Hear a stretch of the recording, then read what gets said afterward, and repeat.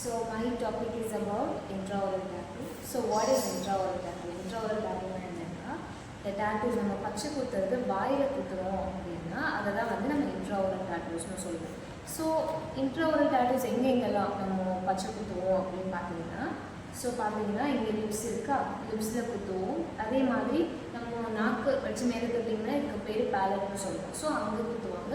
சில பேர் யூஸ்வலாக பல்லில் கூட டேட்டூ குத்திருக்காங்க ஓகேங்களா.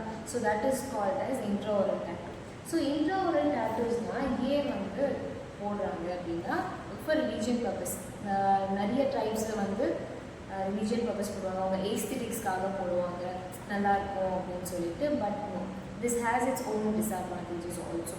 ஸோ இது போட்டிங்கன்னா the first thing is US Food and Drug Administration அவங்க என்ன சொல்லியிருக்காங்கன்னா it has not been approved to put intraoral tattoos. ஏன் அப்படின்னா because the first thing is it's expensive.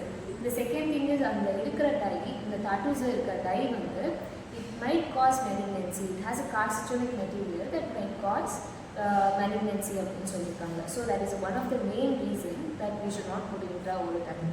The second reason is it is a painful procedure and also it irritates the skin and mouth, which may lead to as I said, malignancy. So the first thing that would start as is pain. So first வந்து நம்ம oral cavity it will start as pain அதுக்கப்புறம் வந்து it will start as this is called as granuloma or some malignancies. The second thing is இங்கே வந்து பார்த்தீங்கன்னா ஏற்கனவே போட்டிருக்க இடத்துல நம்மளோட சலைவா படுறதுனால the tattoos will fade. So tattoos fade ஆகிறச்சு உங்களுக்கு வந்து ஒரு ஸ்காரிங் மாதிரி ஒரு ஸ்காரிங்னா புண்ணு மாதிரி அந்த இடத்துல இருக்கும்.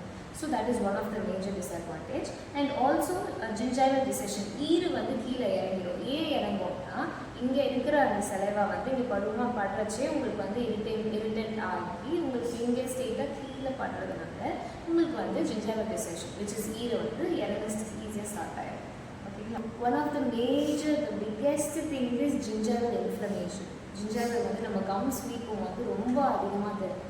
ஸோ கம்ஸ் வீக்கம் அதிகமாக போனால் அவங்களுக்கு ரொம்ப பெயின்ஃபுல்லாக இருக்கும். ஸோ அதெல்லாம் in order to complete, in order to avoid these things, so intraoral tattoos is not a reason.